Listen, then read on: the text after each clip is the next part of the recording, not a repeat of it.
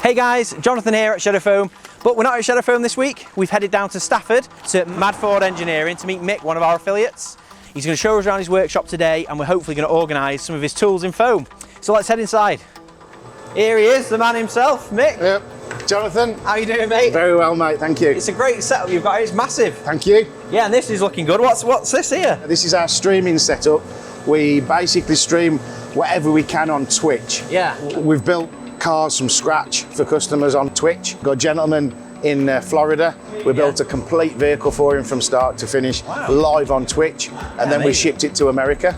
So then is it all things Ford, is that the game? Not just Ford. No? We do cater for the standard motorist, but 90% is Ford and a lot of Land Rover and military vehicles. Yeah, yeah. Well, So I can see outside you've got a few. You've got a lot of Fords. Yes. But then you have got. I can see a military trailer and a few other. We've got military Land Rovers, military trailers. Yeah. We put shows on at military shows, you know, displays. So yeah, it's good. Yeah, cool. Well, you've got a big setup and a full spray booth and everything in here, so you're fully geared up for. We do a bit of everything: engine conversions, chassis conversions, electrical, body and paint, anything you can think of. Yeah. We'll do it.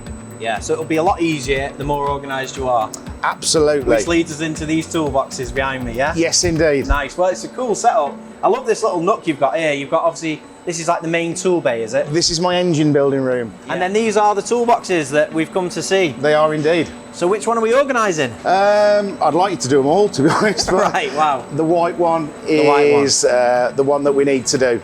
Yeah, wow, that is a bit of a beast, isn't it? It certainly is. So, have you got an idea which drawer you might want to do? Wow, that is, I mean, you've already pretty organised. Some of it's quite organised. Yeah, that's really cool. I think one of my most high traffic drawers is this top one. Yeah. It's a little bit of a mess at the moment. Yeah, but that's a good place to start at the top, isn't it? Yes. Right, yeah. Okay, no worries. So we'll start with that one. We've also brought you a bit of foam as well, so you can have a bit of a practice and Excellent. do a bit of learning, get your eye in with the Shadow Foam cutting. Yeah. But yeah, we'll smash out that first drawer for you. Awesome. Fab. Right, so that's the drawer we're going to do, and first things first, we're going to measure it up and cut one of these sheets of Shadow Foam to size. Now we've got 1 metre by 500mm sheets. These are our standard sheets, which is a little bit not quite big enough, so what we'll do is we'll end up cutting a strip to go in the back to make sure it fits in there snug. But yeah, we'll measure the width now, cut that down to size, and then we can start working on the layout.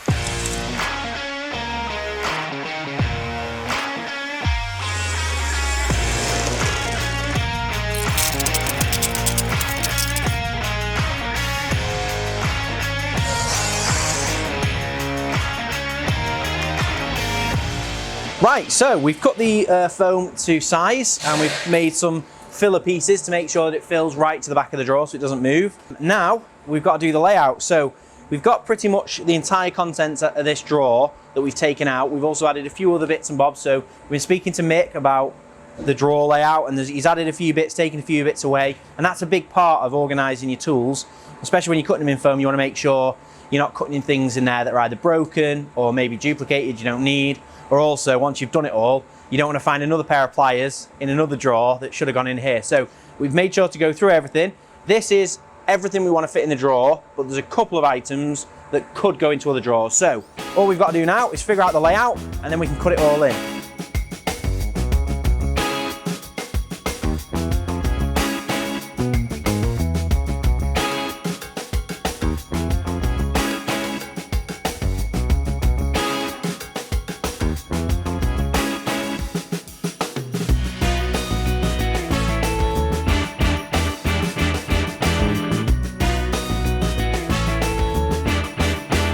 Right, so that's the layout finished. Thank goodness Mick was here because he's taken out a few items, well, probably about 4, 5, 6 items, and that's helped us get a really nice efficient layout without squeezing them in too tight.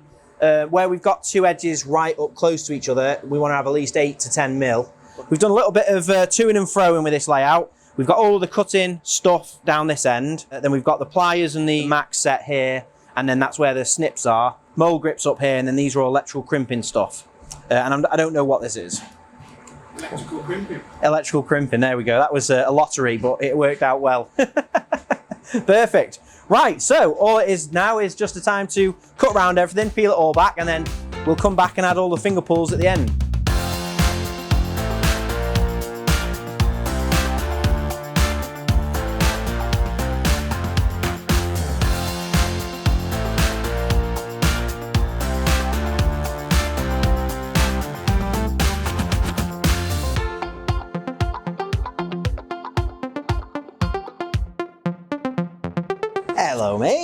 you come to see what's going on. If you start that end and I'll start this end, can you hold the scalpel?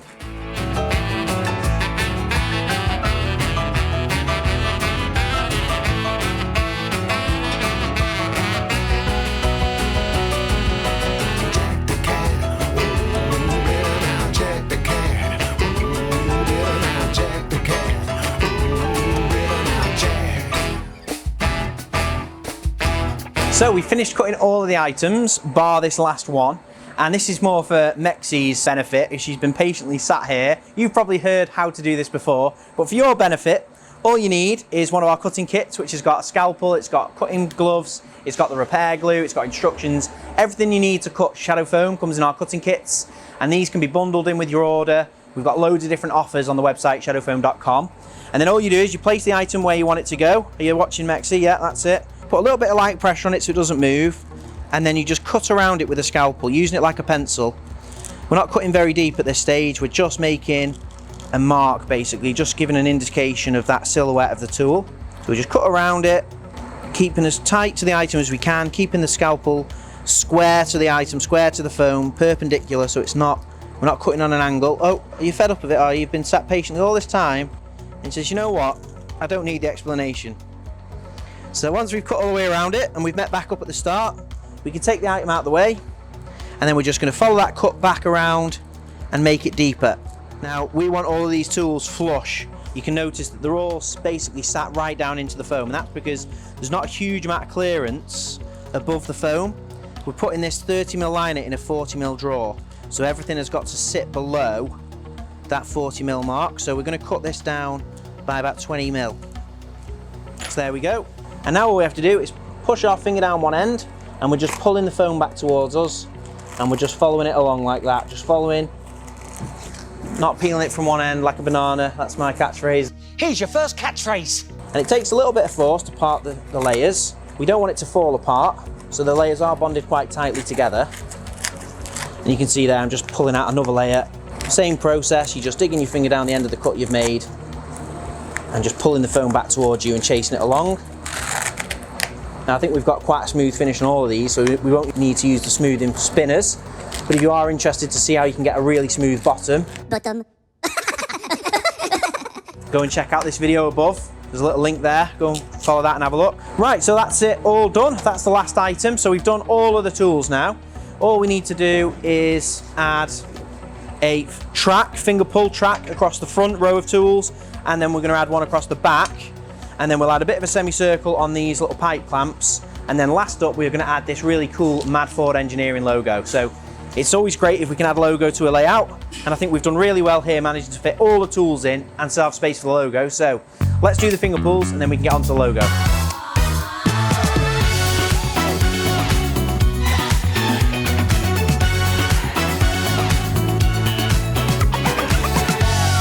So if you don't have a stencil kit, then you can actually use the smoothing spinner as a perfect little template for a finger pull.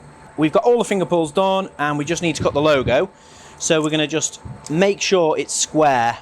That's the most important thing at this point. 25.5, 25.5. Right, so I'm happy with that. So I'm going to use a little bit of masking tape just to hold it in position.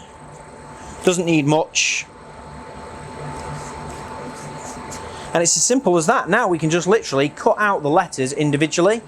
And it's just a little bit of patience, just to slowly cut around the letters. We're not cutting very deep, we're just basically trying to cut through the paper.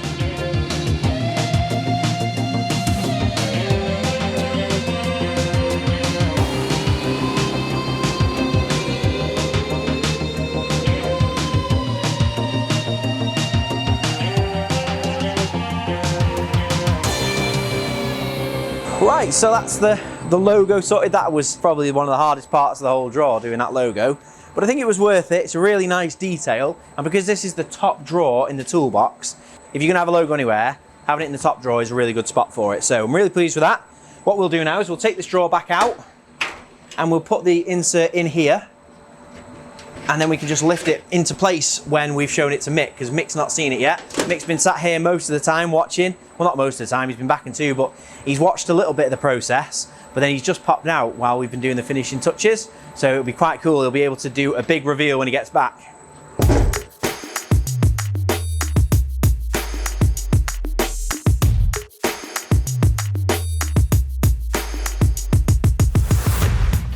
Mick's back. Hey boys. All finished. Excellent. Just in the nick of time that was. We've not long had it all finished. Okay. I think when you left, were we just wrapping up the last few tools? Yes, you've got a couple here you were doing. Right, okay. Well, I'm pretty happy with it. Here you go. You ready? Go on then, show me. All wow. done. Absolutely, that is amazing. That was probably one of the trickiest logos I've ever cut. I didn't realise how close the letters were together. I think we've got a lot of tools in there too, which is pretty good. And look how neat they are as well. So it means I've got to spend a fortune with you now to do the rest of the drawers. Well, we're going to leave a bit of foam with you, and then hopefully you could do a couple of draws with those. Yes. And then, yeah, let us know. Obviously, you're an affiliate of ours, so... Yeah. Jonathan, that is fantastic. Yeah. Thank you. Oh, I'm glad you like it, Mick. Last thing is, let's get it back in the toolbox. Okay. It does weigh a fair bit, doesn't It it? certainly does.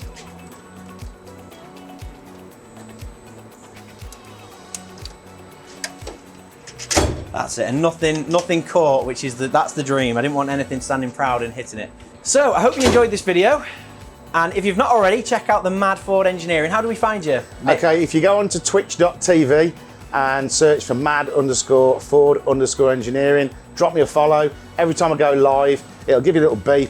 Come into chat and come and have a giggle with us. Yeah, and it's a great community. We've been talking, answering some questions on stream today, and it was really great. We've joined, so check out below this video. We'll put a link to the Twitch stream over there, so go and check that out. And if you like this video, make sure to subscribe to the channel and click the bell icon so you don't miss any of our future videos. And we'll see you next time. If you like that video, why not check out some of our others? We've got new videos coming out every week.